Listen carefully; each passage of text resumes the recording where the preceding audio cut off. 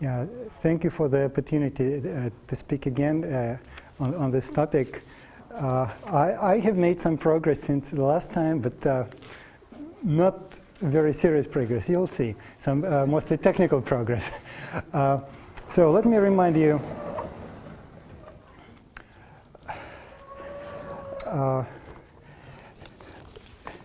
This was the model that was inspired by other models introduced by Subir. There was a paper by Sajdev and Ye, and similar models were also considered by Georges and Parcolet.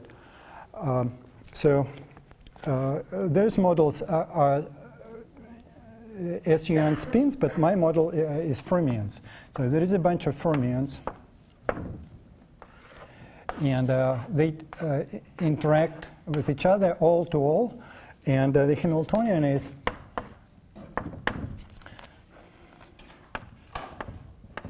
just a normalization factor.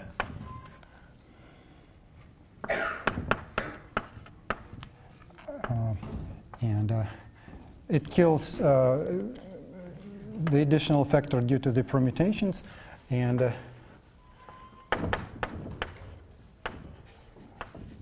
we have 4 body interactions.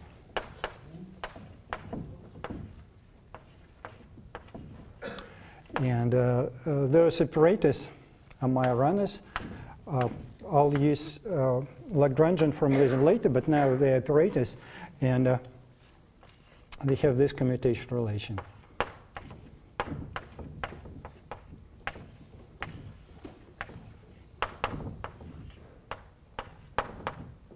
Without a factor of 2.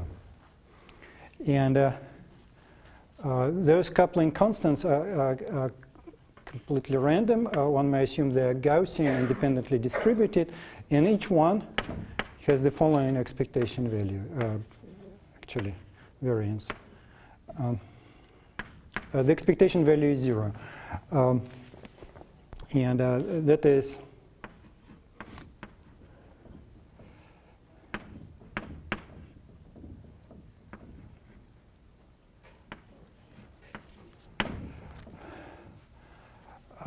n is the number of sites, the number of those Majoranas, and j is a parameter. It has dimension of energy. And it has the right scaling due to this factor of n cube. We consider this model at some temperature. There is some beta, which is 1 over t. And the interesting regime is when the temperature is low, or the same thing can be said this way. Beta j is much greater than 1. This is a coupling constant in the model. And when it's large, the model has an approximate conformal symmetry. So this is the model. And last time I gave some evidence that it might be holographic. I'm not completely sure whether it is really holographic. There is some evidence, but it's not complete. I forgot to mention last time that Subir actually wrote several papers about the application of holography to condensed matter systems, and he conjectured that his original model, or model of that kind, are holographic, and they have connection application to strange metals. Well, it's very exciting that there is a possibility for quantum holography in such a simple model, but today I'll focus on correlation functions. And the general strategy is to first start with a gravitational system, say a black hole, calculate some quantities, and this was done by several people, starting with 't Hooft. I'm particularly interested in 4-point correlators, but 2-point correlators are also interesting. So one thing that is important, the 2-point function, let me define the green function, which is G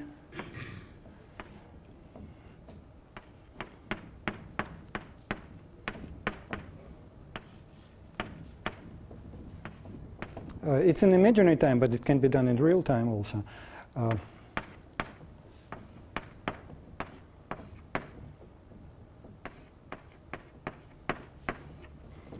And there is a convention, this minus sign. This function can be reproduced by some metric. It's also a correlation function for free fermions. There is a technicality. The fermion that corresponds to this model will have some bad properties in the bulk. It's not normalizable, and one has to consider a dual fermion to make it normalizable. And the physical meaning of this dual fermion is the noise, because if we consider a single site, we can also think about the product of three other operators. And this product is a kind of effective force acting on spin on site J, and that effective force can be, or the heat buzz, it can be reproduced by gravitational description. So this follows from the gravitational description. And the other thing is that the 4-point correlator corresponds to gravity. And I want to consider this particular correlator. I'll write it in real time. Of course, it's interchangeable. Lambda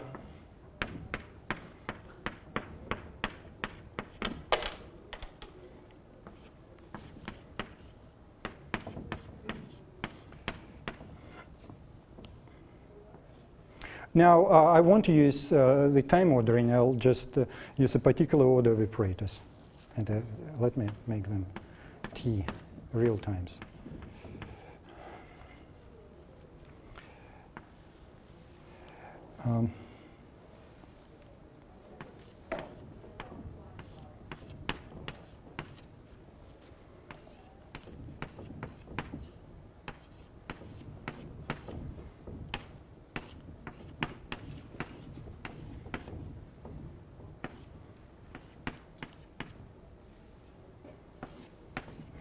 Minus the product of 2-point correlators, this way and this way, in this way.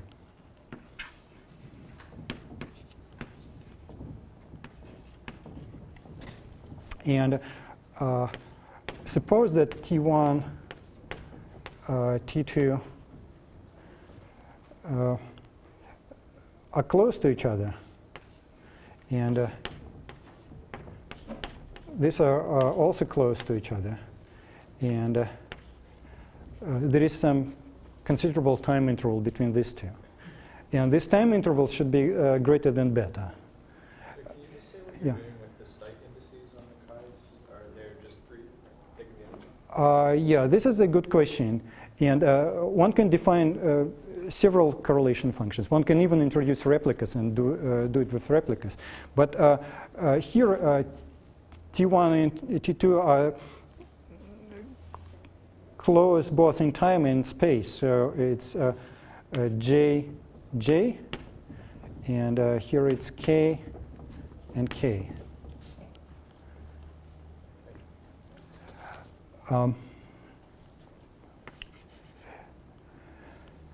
And this correlation function in the gravitational problem is expected to behave like this at some intermediate times, greater than beta, but less than the Scrambling time.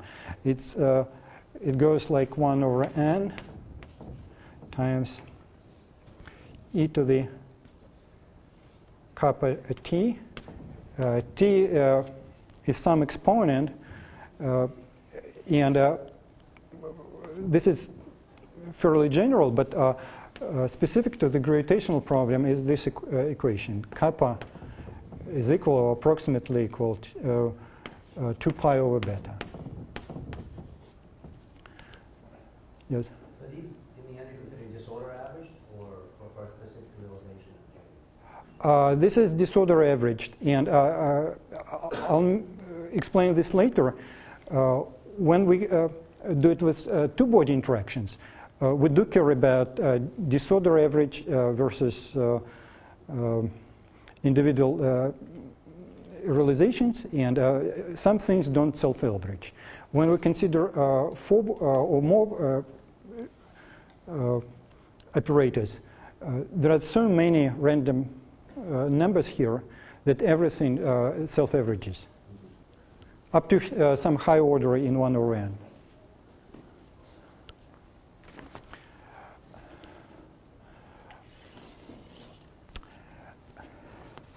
Now,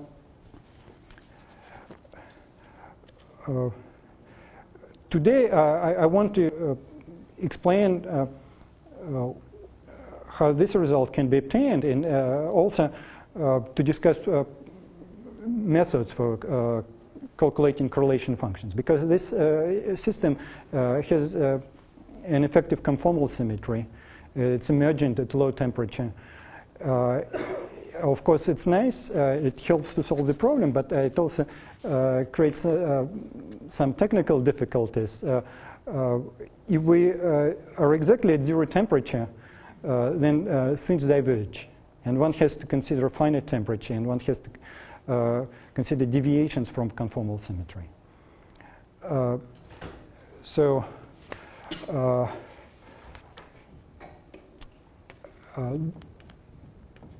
This shows up in the following way. There is some factor j times beta, which is large at low temperature.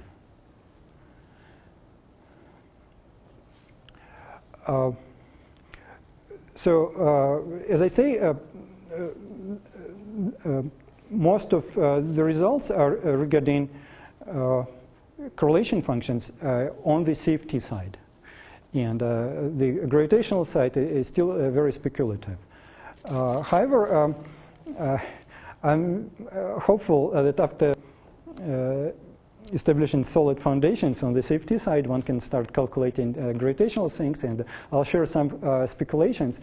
After my previous talk, I had many inspiring discussions with other people, in particular Juan and Steve Schenker, and Josephine also asked a lot of questions that are very inspiring, and other people. This is very helpful. Thank you. Now, what can we calculate, and how do we approach this model?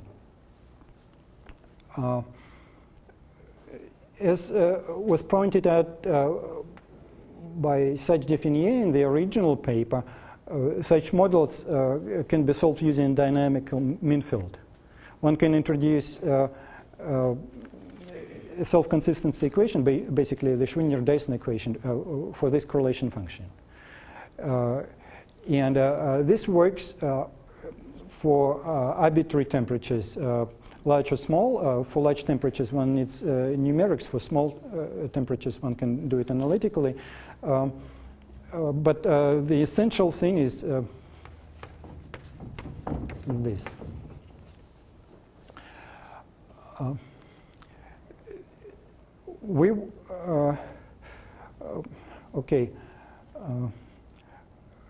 Let's start with the opposite case. When beta j is small, then one can use perturbation theory. In the Lagrangian formulation, there is a time derivative, and usually when the time is short, this time derivative is important, and it's more important than the Hamiltonian itself. So one can start calculating things with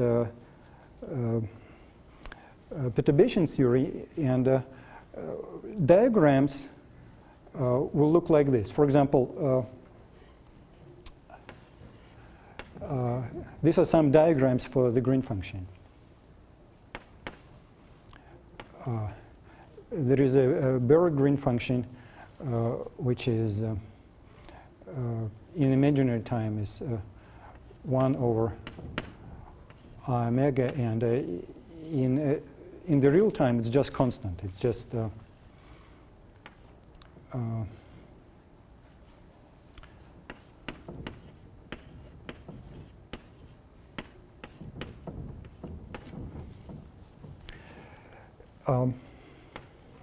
now there is a term like this.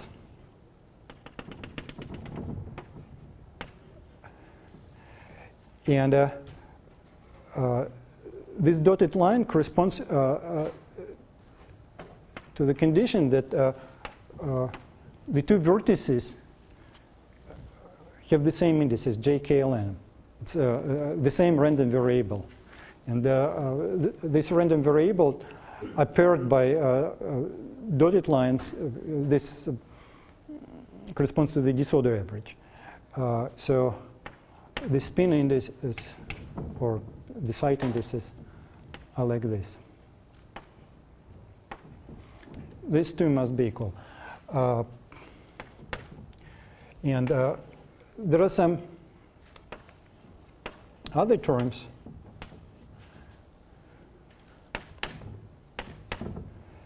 And now these terms will be different in the following way. And here there are independent indices k, l, m,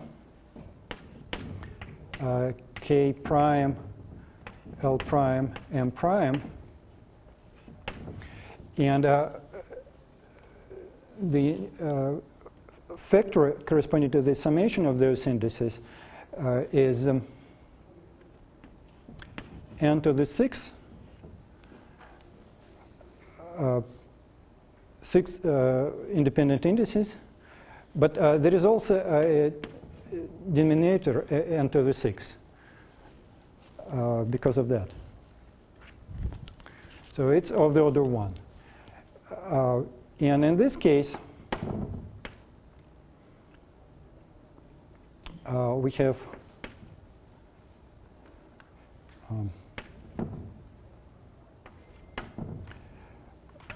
k, l, m, k, l, m, and an additional index s, so it's n to the 4 divided by n to the 6. This is small. And this is why the model is solvable. We can neglect crossing diagrams. Another feature that is not as general as this one comes when we average over disorder. When we consider several copies of the system, replicas, we can also assign replica indices. And if two vertices are connected by a solid line, they must have the same replica index. If they're connected by a dotted line, they may have different replica indices. And disconnected parts of a diagram should be neglected. Yeah? Sorry, I have a naive question. So it seems like here the approximation you're making is really n large, not theta j small. Right. So then you can do this even in the other way, right? Yes. Yeah. This approximation will come up later. Yeah, this diagram is that works for anything. Right.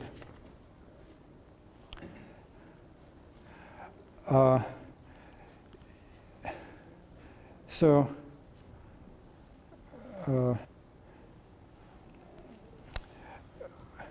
let's consider some diagrams with full legs. And one diagram looks like this.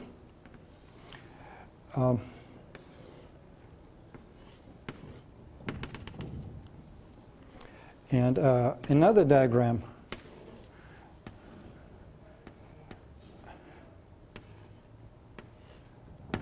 looks like this. These two parts are only connected by dotted lines, and if it were only one part and this were closed, the n goes to zero limit would eliminate such a diagram. But here we can have some replica alpha and another replica beta, and there all the indices must be the same. And this diagram is of the order 1, and that diagram is of the order of n to the minus 2. In the quadratic model, they are of the same order. So we should distinguish between disorder averaged and not disorder averaged quantities. This model is simpler in this sense.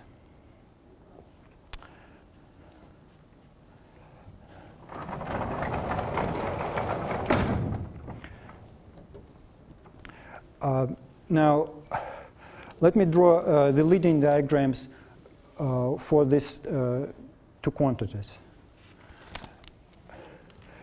And it is an infinite series for the green function, a typical diagram.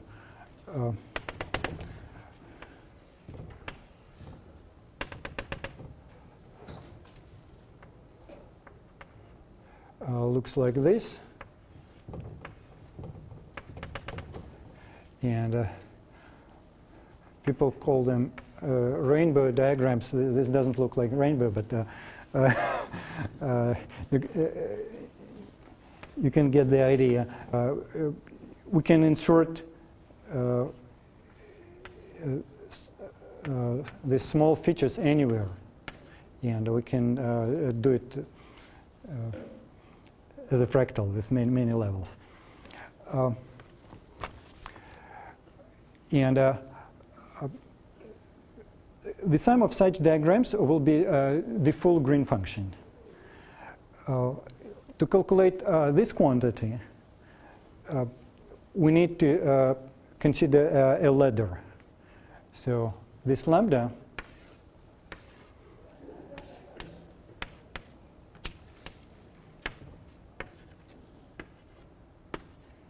and this is the zeroth order approximation. I put two errors because those green functions are fermionic. Although these are Majorana fermions, there is still a sign issue.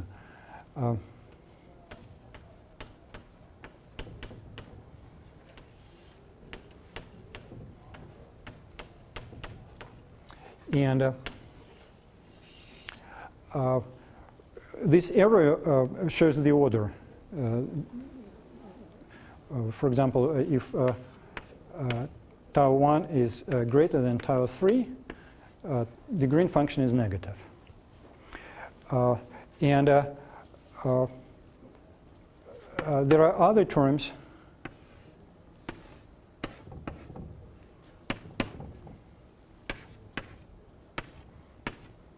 and the errors here are not very important. We can draw them either way.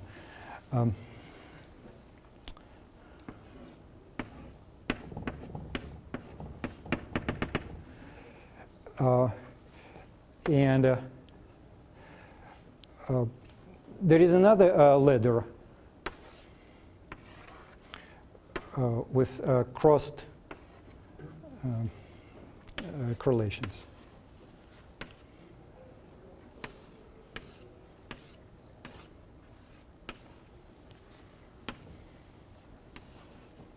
So we should calculate a single ladder and then ethnosymmetrize with respect to indices.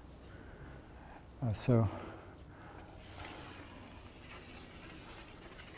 this is the main object we want to calculate. Now, Before we do this, let's introduce some formalism. This goes back to that paper by Sajdev and Ye, refined by Parklet and Georges. We can write the Schrödinger-Dyson equation for the green function, and then we can write an effective Lagrangian of free energy that can be derived using replicas, and that corresponds to the same equations. The Schrödinger-Dyson equations are this. We have a green function at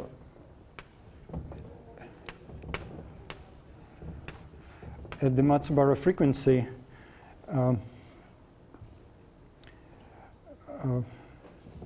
it's -1.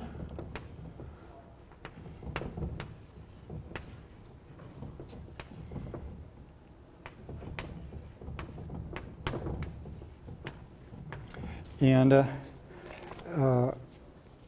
this term may be neglected if beta j is much greater than 1. And sigma, this one is better written in real time, is equal to j squared times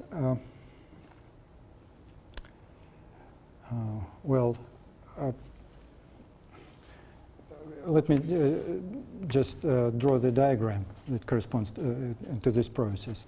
We want to insert this thing. It consists of 3 green functions. So it's minus g of tau cubed. But I want to make some generalization. Instead of 4-body interactions, we can consider 6-body, 8-body interactions, and so on. So let me just put some number q minus 1, where q equals 4. And later on, we'll differentiate with respect to q.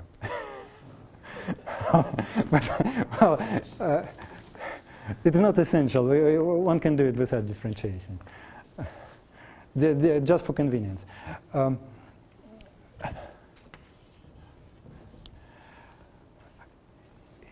Now, these are equations for the green function, and they have simple solutions. Basically,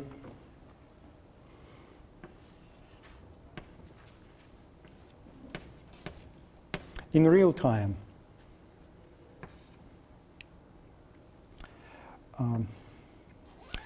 it's tau to some power minus 2 delta times sine of tau.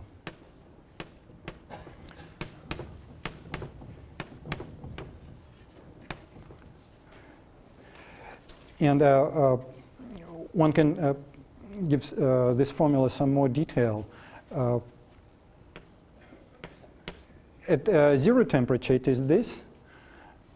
It's b to the delta j tau to the minus 2 delta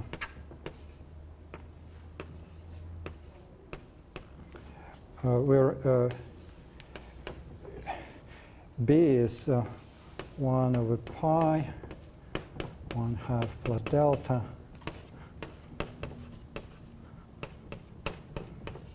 some number, and at finite temperature this function is obtained, the new function is obtained from this one by a conformal transformation. Basically, the equation of motion in real time or imaginary time, not in the frequency domain, have a conformal symmetry, and one can start with the solution in the complex plane and use an exponential map that maps the interval from 0 to tau to a circle in the complex plane. And from this map, one gets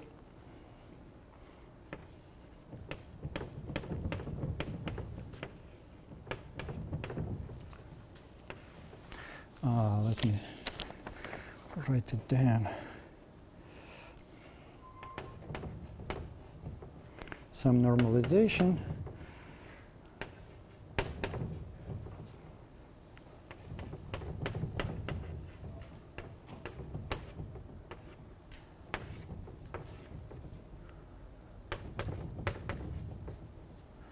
And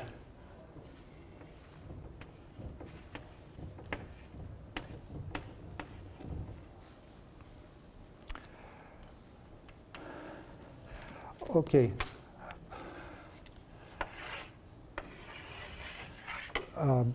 This is one approach. Another approach is to start with an effective free energy or effective Lagrangian, which can be derived using replicas. So we should do the following thing. We consider the partition function z to the m. M is the number of replicas. And use this equation. Instead of taking log z, we take log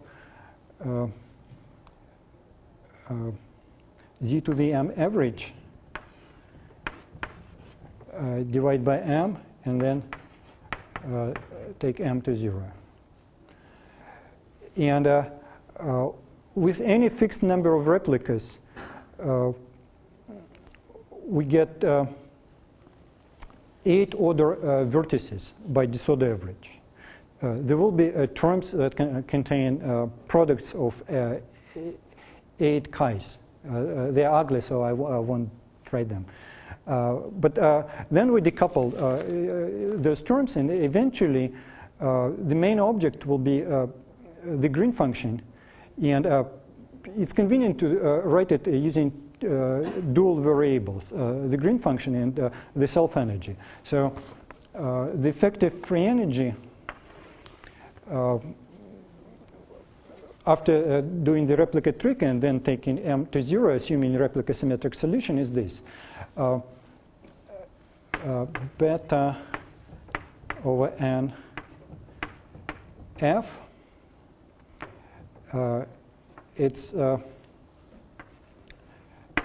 minimum over sigma and a maximum over g of some function f of sigma g, and this function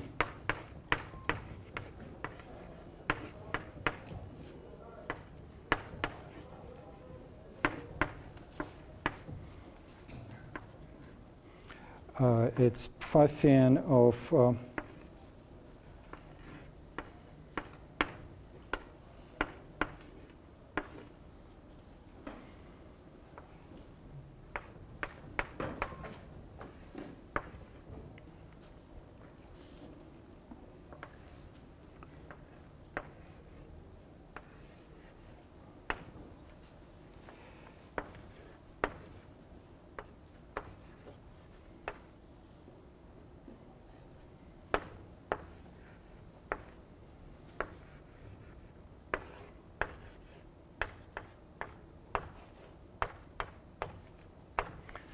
so we have to integrate over 2 times. And instead of using the factor 1/2, we can assume a certain order of times. For example, tau 1 is greater than tau 2, and then we only use a single integral. And then we won't need this absolute value. We can just take minus q raised to the power q, whatever q is, even if q is fractional.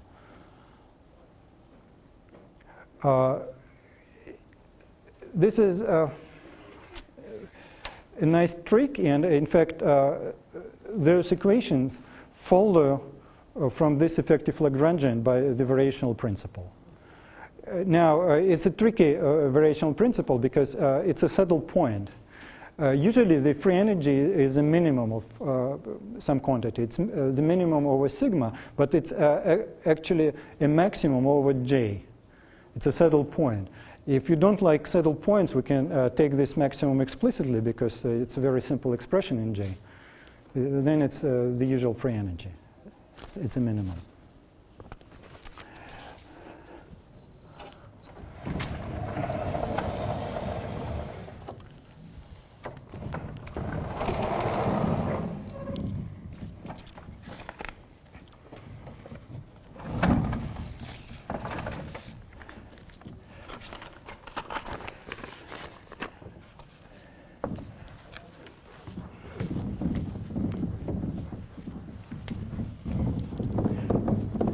Now, there was another nice paper by Sajdev, Percolate, and Georges, where they calculated the zero temperature entropy for a similar problem. And I reproduced this calculation by a different method, actually by two different methods. One can reproduce it using this effective Lagrangian.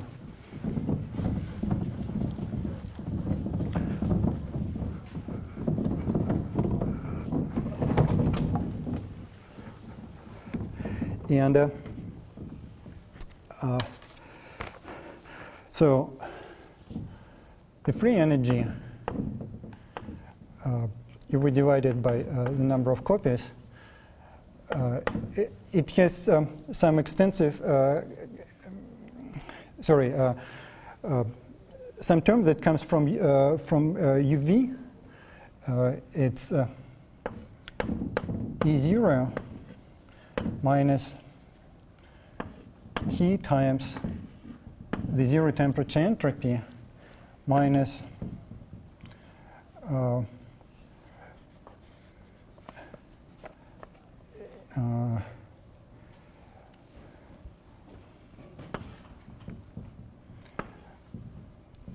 T squared over J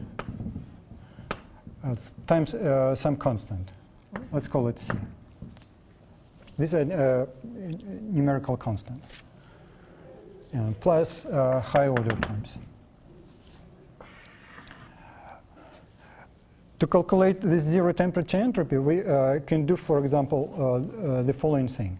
We can write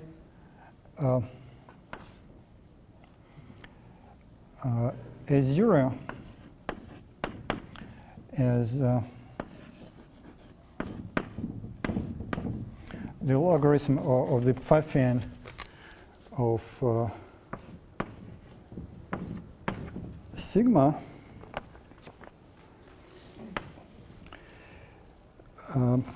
just a second. Oh, it's with a plus sign. Never mind. And one can write it as a product over the Matsubara frequencies.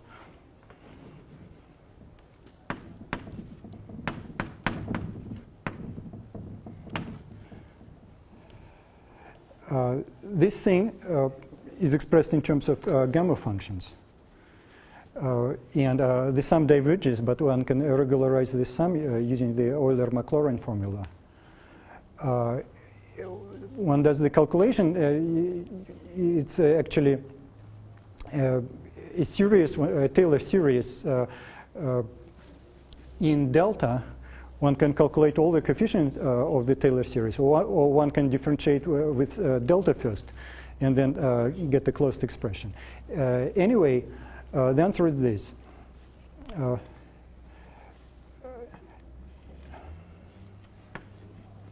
Maybe I'll just.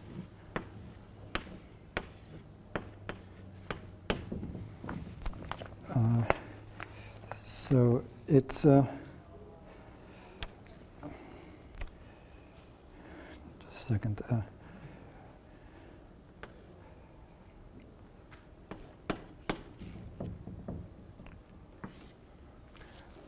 It's very similar to that expression.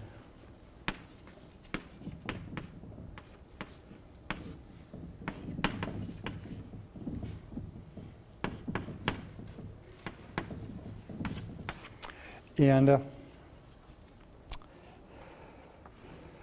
one can plotted as a function of delta, delta can be between 0 and 1/2.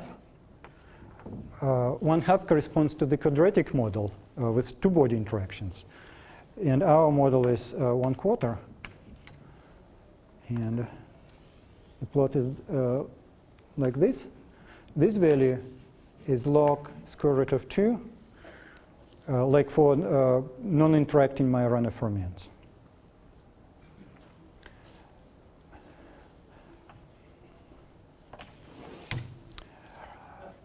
Yeah. So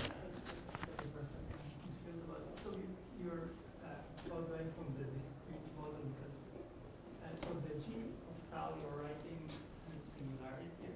Tau goes to 0. Yes. So yeah, I guess I'm confused about that because if it's a chi-chi correlator. Oh, right. It's the same point. Yeah. This is a good question. This is the asymptotics when tau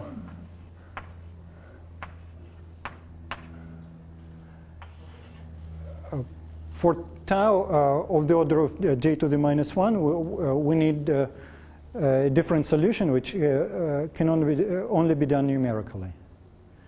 And in fact, when tau is 0, then G should approach 1/2. So is there a minus sign here? It looks like the derivative is negative. Yeah, I think it should be a minus sign. Yeah. Right. Yeah.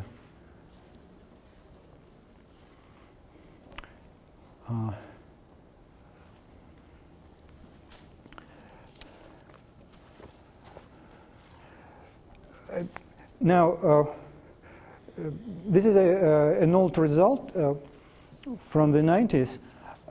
I want to speculate a bit what it might mean physically. We're used to a different kind of zero temperature entropy that occurs in spin glasses. And in spin glasses, can be, for some artificial models like the Sherrington-Kirkpatrick model, with all-to-all interactions. It can be exponentially many frozen configurations of spins. Now, these configurations don't change in time. Each one is frozen, but they have different energy, and they don't form a coherent superposition. In this model, it seems that there is some protected space, like a quantum code, where any coherent superposition is possible. And if it's true, one can ask, what is the protected part of the entropy? There is the thermodynamic entropy. Some of it can be entangled with an outside system, and some of them is like a thing in itself. It's not entangled, at least for sufficiently short times. So one can imagine this kind of Gidantin experiment. Actually, cannot. This quantity cannot be measured. One has to do this experiment on a quantum computer to measure it. We have our system, and we couple each side to its own heat bath, such that the interaction is not very strong. The thermodynamic quantities don't change. And we measure the entanglement between this external system and our system. And it's conceivable that after some time, this entanglement will stabilize. It won't go to n times log square root of 2. It will reach some intermediate value and then will stop increasing. If we wait exponentially long time, like e to the n, of course everything will become entangled.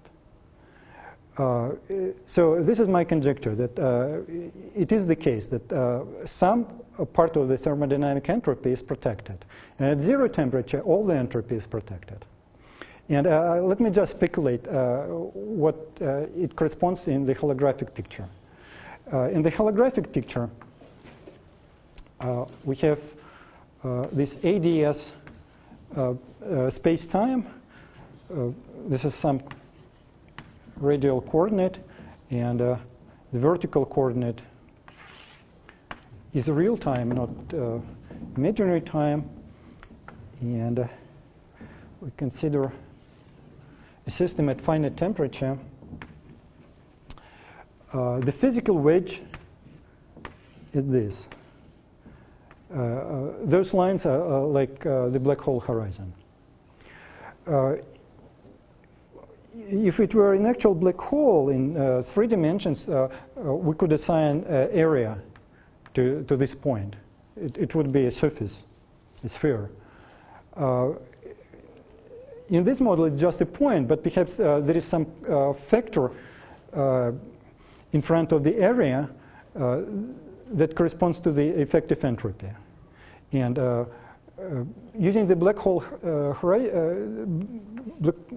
analogy, it should be a saddle point of the area or the effective entropy.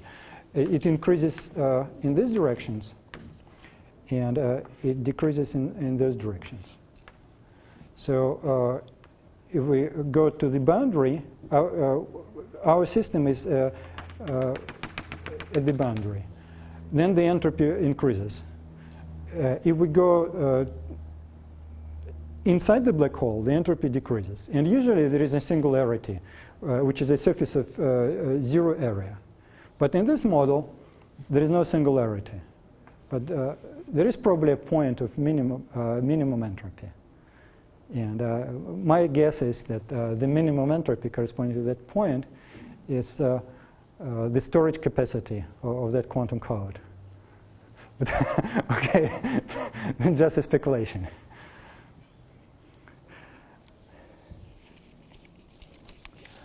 How did you decide the constancy when you integrate this equation? There are 2 ways. First, we can just assume that at 1/2 it's 0 because it's a free model, and we know everything about it. Second, instead of integrating, one can just look at this thing, and using the Euler-Maclaurin regularization, one gets a finite answer involving some zeta functions and so on. And just by analyzing this answer, one can show that at 1/2 it's 0. Actually, even before doing this ugly calculation, one can immediately see the 2 special values, 0 and 1/2. So it's not that ugly. What's the parameter in your model that corresponds to moving that point around?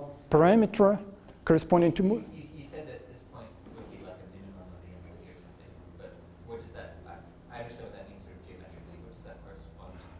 What do you minimum over what? That is a gravitational picture that needs to be defined. It's not present in the original model. In the original model, we have temperature as a parameter. And when temperature is 0, then the system is degenerate. It's a constant curvature space, and the entropy at any point is probably related to the curvature radius, something like that. It's constant. At finite temperature, there will be some variation, but I haven't figured how to calculate it.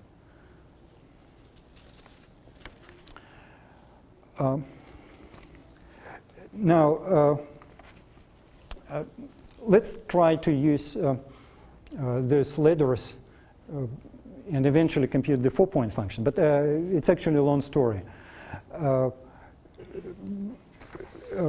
First, we need to analyze this equation with these individual steps, and one can define these operators A,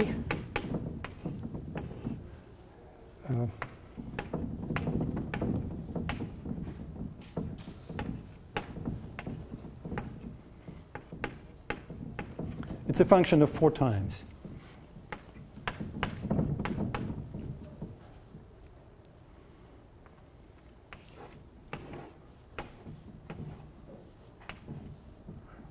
Oops.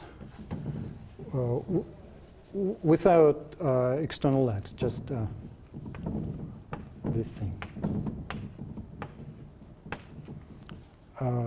This is just G13, G24, and that is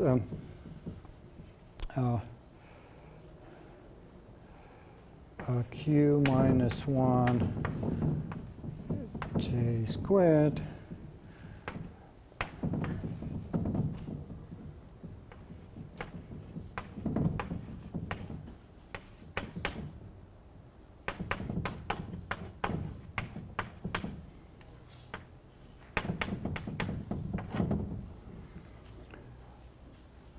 and we want to calculate A plus ABA plus AB ABA plus dot dot dot, and it's 1 plus AB to the minus 1 times A.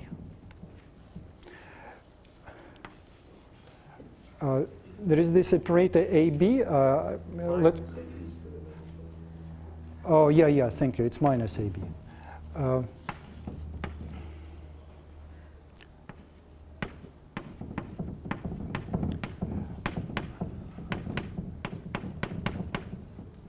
And let me call it the ladder kernel. So this is an expression involving the ladder kernel. And to solve this equation, we want to diagonalize the ladder kernel. We want to find eigenfunctions and eigenvalues. The eigenfunctions are, for example, irrelevant perturbations that might come from UV, and they evolve due to the Schrödinger-Dyson equation to lower energies. Or they can be something coming from the infrared. There are both kinds. And they correspond to relevant and irrelevant operators in the system, some kind of conformal dimensions. How do we write an eigenfunction of this ladder kernel? We can do it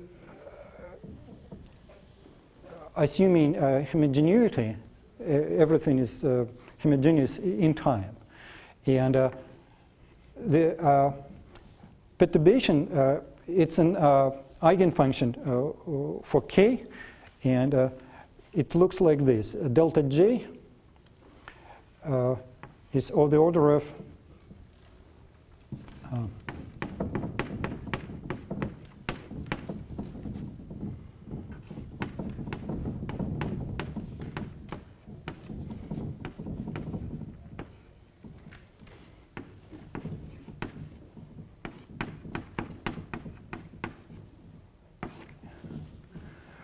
or we can write it assuming a localized source. We can imagine that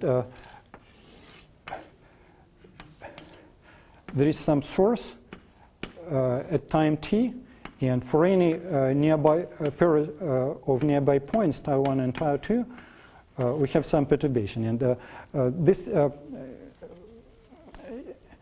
looks like a 3-point correlation function in conformal theory. And it looks like this.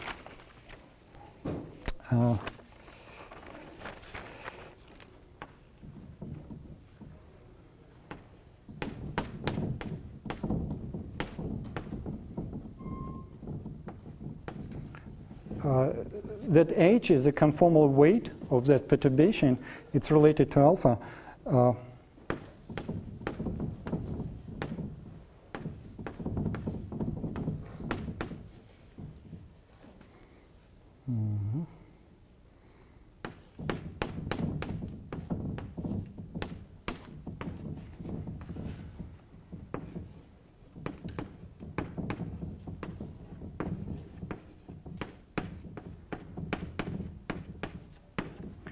And H is 1 minus 2 delta plus 2 alpha.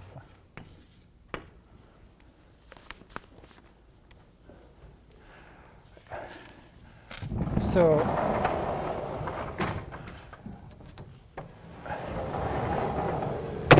these are the eigenfunctions, and we can, of course, calculate the eigenvalue. And it's going to be an ugly expression. Please bear with me. So I call it a gain factor. This ladder is like a feedback loop.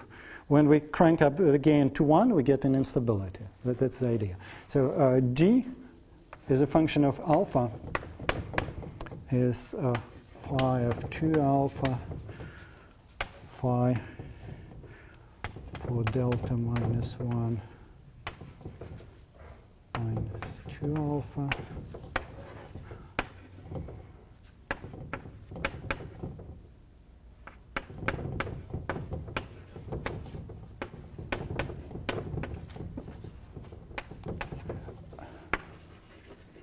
Where phi of x is this function.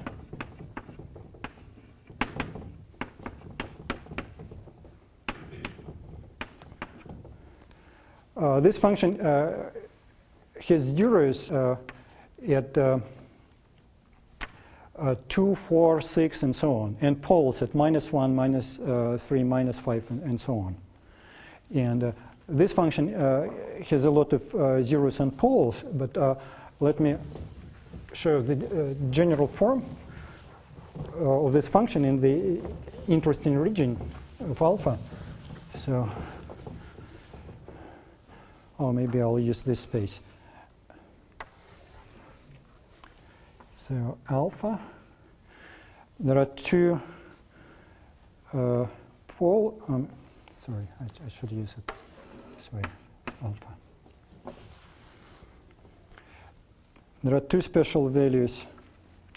One is 2 delta, the other is -1/2, where the function has poles.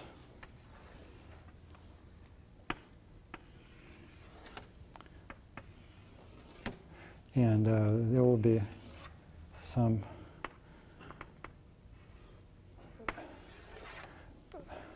set of zeros and poles, and we're interested in the case where the gain factor is 1, and that corresponds to a free propagating mode that doesn't need any source.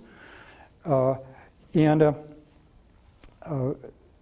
there are many solutions, but there are at least 2 rational solutions. The other solutions may be irrational, I don't know. It's alpha delta plus 1/2 and alpha delta minus 1, which corresponds to H equal to 2 and H equal to -1. And that looks like the energy momentum tensor. And that is something dual to it. You'll see. So this is alpha q equals 4? These values are general for any q. Of course, delta depends on q.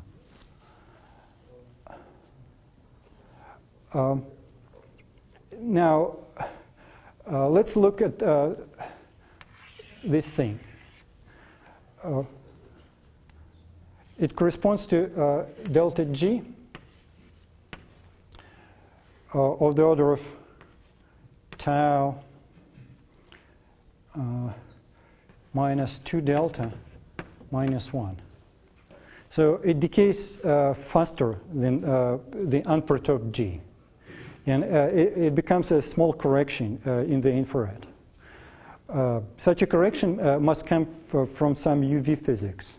And I cannot calculate the magnitude of this correction. One can just put J for the correct scaling, but beyond that I cannot calculate the coefficient. However, whatever the coefficient is, we can reproduce this correction by adding a term to the infrared model. And the term that needs to be added to the effective Hamiltonian or Lagrangian free energy is this. Delta F is proportional to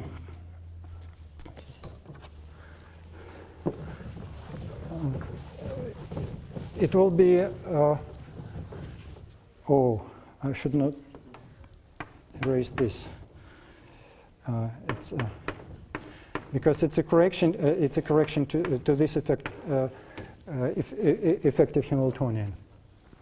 Oh, sorry, free energy. Delta F is 1 over J integral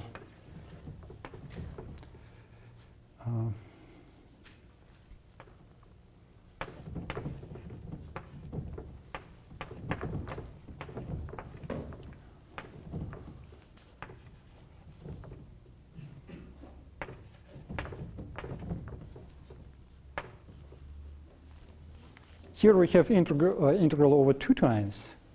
This is the diagonal. And if we add this perturbation, one can calculate the resulting perturbation of this form, and the coefficient is funny. It involves this factor.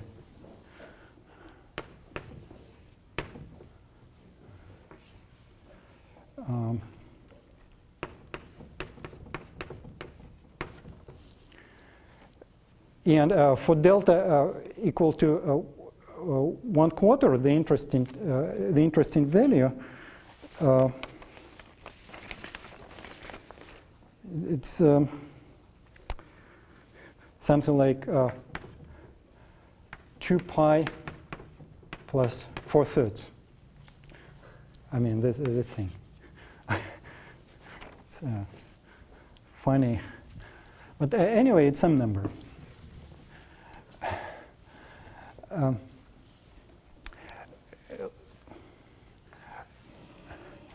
Let's see what this perturbation does beyond producing this correction to the correlation function. This perturbation couples to the diagonal value of the green function. The green function diverges when the 2 times are close to each other. And to define this, one has to subtract this divergence. And let's talk about the asymptotics of the green function when 2 times become equal.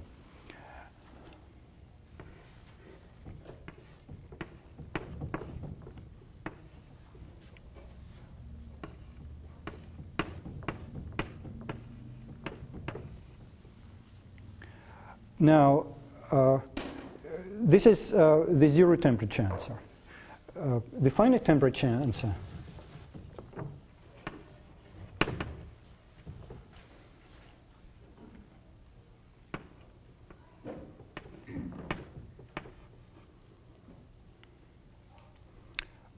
is this, and it should be pi.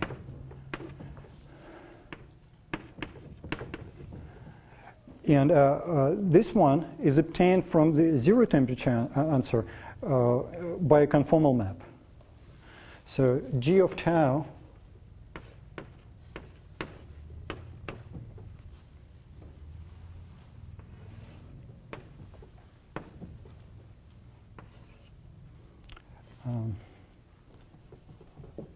here we need 2 times.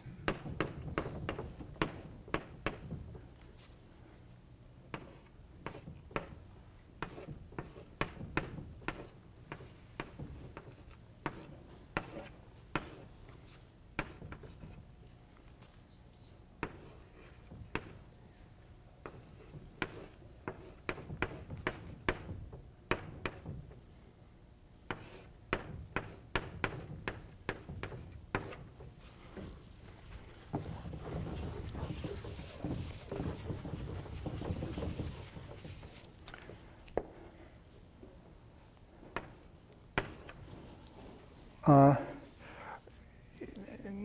when we start with some function that behaves like tau 1 minus 2 to the minus 2 delta, and apply this transformation, we get this correction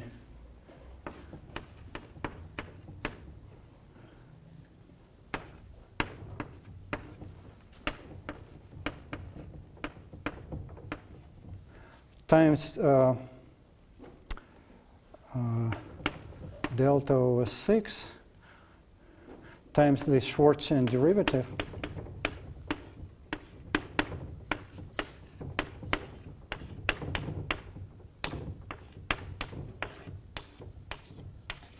and I'll use this notation. It's f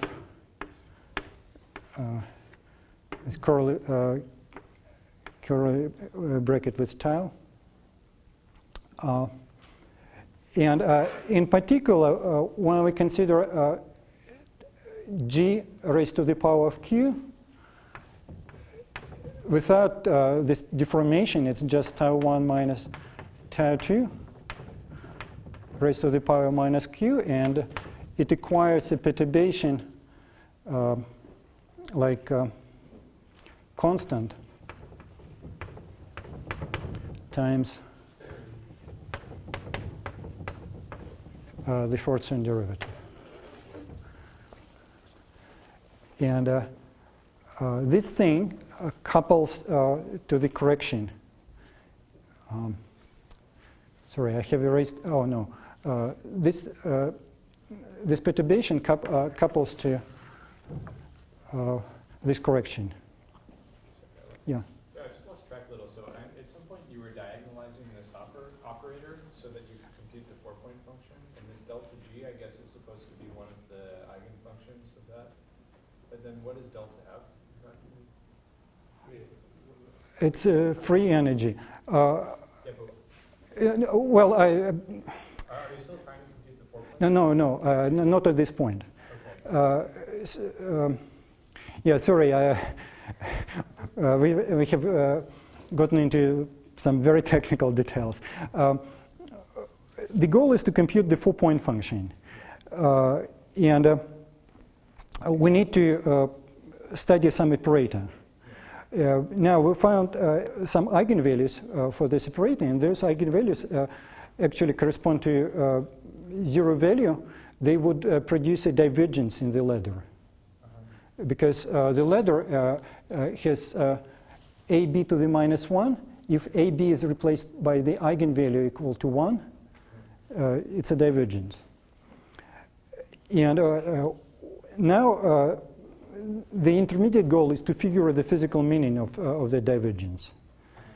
There are two important perturbations. At least one of them comes from the UV, that is divergent. If we apply the ladder to it, we get something unphysical, probably, by the divergence. However, we can argue that the magnitude of this perturbation, not of the source, but of the actual perturbation, is fixed. It's defined by the microscopic details of that model. And this correction to the free energy is written to mimic this UV effect in the infrared. By purely adding the term without knowing anything about the microscopic details, we can produce the same effect. And the more interesting divergence corresponds to h equal to minus 1. The model is degenerate, and if it's defined on a circle, think about the interval from 0 and beta as a circle. If we apply any conformal map, and it's a one-dimensional conformal map, so it can be any analytic function on a circle, we get another solution. So there is a bunch of solutions. It's a highly degenerate problem. And if we just try to calculate the ladder, actually I was struggling with this for a while, eventually found a solution. If we try to do it at exact zero temperature, we get a nonsensical result. So this is a tool to go to a finite temperature and lift the degeneracy. So, and to now we can think about physics. At this point, maybe those equations are not so important. We live in a circle, and it's the circle of time goes from 0 to beta. And there are correlation functions. For each pair of points, tau 1 and tau 2, we have some g. We find a solution, assuming that this g depends on tau 1 minus tau 2. But if it doesn't only depend on tau 1 minus tau 2, there are infinitely many solutions to those equations of motion, to the Schwinger-Dyson equation. And all these solutions are obtained by a reparametrization of time from the original one. If we try to calculate this ladder physically, the calculation corresponds to this effect. There is some soft mode, which is bosonic in the system, and it interacts with fermions. And the whole ladder is the propagator of that soft mode. Last time I called it scramblon, but whatever I call it. At zero temperature, that soft mode has exact zero energy. And this is bad because not only it's zero, but there are infinitely many such modes. Now, the trick is this. We write an effective Lagrangian that is good for very small but finite temperature. And in this effective Lagrangian, all the soft modes correspond to deformations of the circle. So instead of summing the ladder, eventually we'll do this. And this is the deformation mode. It looks like you produced bound state because this looks like a Bethe-Salpeter equation. Yeah, but I'm not sure if it's a bound state. It's just something. Some singularity. Yeah. But sorry for running out of time. Now, what we can do next is to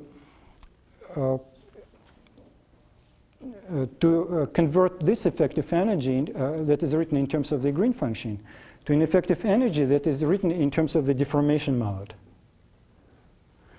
Then we calculate the green function for this deformation mode, and then we consider interactions with the fermions. The first part of this program is almost done because when there is a deformation, the effective energy depends on the Schwarzschild derivative. And that will be the effective Lagrangian for the deformation mode. Then one has to linearize this effective Lagrangian, actually go to the second order. It will be some quadratic form that has constant term plus the derivative squared plus the second derivative squared. And it's some soft mode that depends on derivatives. Then we do the usual thing. It's a linear system in this approximation. we can find the correlation function by inverting a quadratic form, and we find a correlation function. And then we find something that is not very surprising. This function is multivalued, and that's because we haven't eliminated all soft modes. There are still 3 modes that have exact zero energy, and we have to take care of them. But by carefully choosing the right branch of this multivalued function, we can still complete the calculation. And then we couple this soft mode to the free fermions, and we get the answer. And finally, we need to analytically continue. We have this circle that can be drawn in coordinates. This is the same function, f of tau. And this is the imaginary part of f of tau. And this f of tau, we take a circle with 4 points, and 2 points will go to infinity this way, and 2 points will go to 0 this way. And that will produce the correct answer for the real-time problem. Or if we don't use this finite geometry, we can use the Schwinger-Dyson contour, but it has to be traversed twice, going back and forth. And eventually we get the scrambling correlator. But I guess at this point I'll better stop, and we can discuss it privately. But there is 2 pi over beta yeah, there is 2 pi over beta. Unfortunately, I haven't found the correction, which is probably high order in the temperature. But the coefficient depends on the temperature. Yeah, that's it. Thank you for your attention.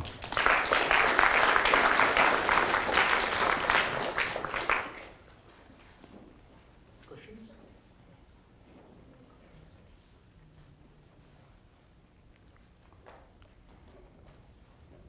So delta G was the eigenvalue of K, is that correct? Is that what delta G was over there? Delta G was eigenvector. Yeah, eigenvector.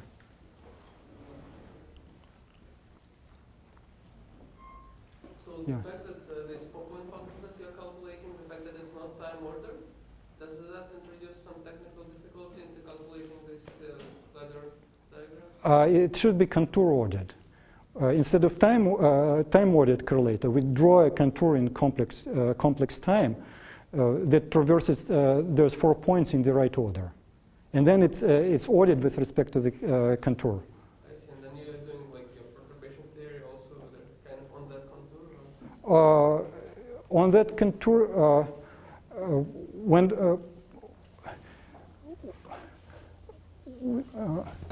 okay. In this picture, we should integrate over 2 points. And those points are taken on the contour. They run over the whole contour.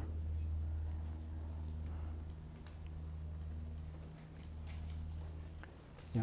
These calculations are done in the ground state, or? Oh, it's a thermal state. No, it's yeah. Sorry, thermal state, but Yeah. in equilibrium. In equilibrium. So then, Yeah. I guess I didn't understand. You didn't elaborate on this. What is the significance of this exponential growth that you find time of this 4-point function? And also, you didn't indicate which time. There were 4 times. 2 of them were taking close to each other. So Yeah, they should alternate. Yeah, I was referring to some previous discussion, and this correlator has come up several times on this program. So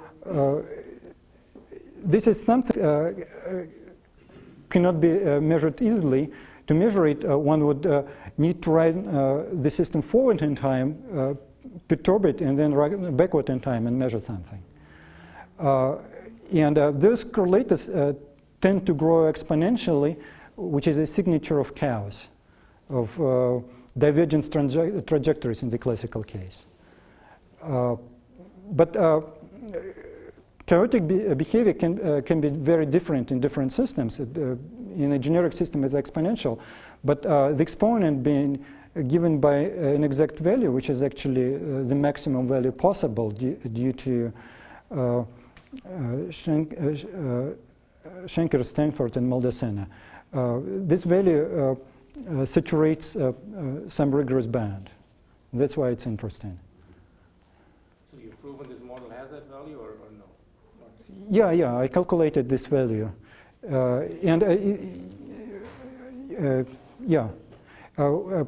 Let me explain very simply what this growth means. We have a perturbation that corresponds to a conformal map, and the group of Möbius transformation is three-dimensional. There is a map that rotates, it shifts points along the time contour. But there are two other maps that in real time grow exponentially, either grow exponentially or decrease exponentially, because they map the infinite point to some finite point. And this perturbation is generated by such a deformation of this conformal system. And it grows exponentially in one of two possible directions, either forward in time or backward in time.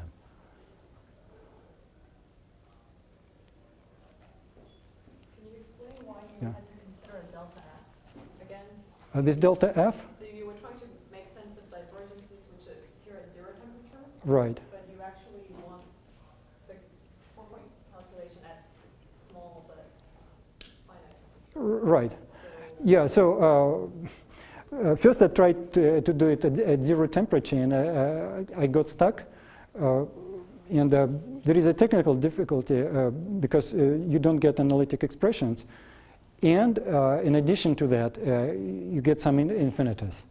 And those infinities come from these soft modes that are completely degenerate at zero temperature, the reparameterizations of the circle. And this addition to the free energy removes the degeneracy. Now the energy of this soft mode has finite value, except for three directions. There's three special modes corresponding to the Möbius group. And the purpose of that is just to simplify your calculation. Does that help? Well, I couldn't do it the other way. I couldn't do it directly. But it does simplify things a lot, because instead of many modes possible, we have a very nice family of modes that are parameterized by this function f. Is the issue that you're trying to do perturbation theory around zero temperature, and so if the zero temperature result doesn't make sense, it's hard to do that perturbation theory? So this other deformation? There is this step allows us to go slightly beyond the perturbation theory, because it's a perturbation theory for the effective Lagrangian. Then we find a minimum for this effective Lagrangian at finite temperature. And then we use the perturbation theory again, perturbing around that minimum. So it's a two-step procedure. Can you maybe say again, what's the physical interpretation of these soft modes, and by getting rid of most of them, what are it has to do with conformal symmetry. I'm sorry, I skipped this part because I spent some time on it on my last talk. But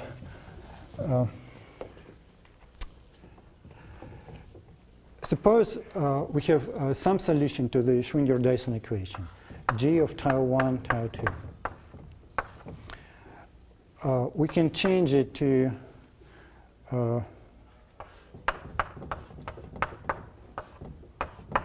that formula is already on the board.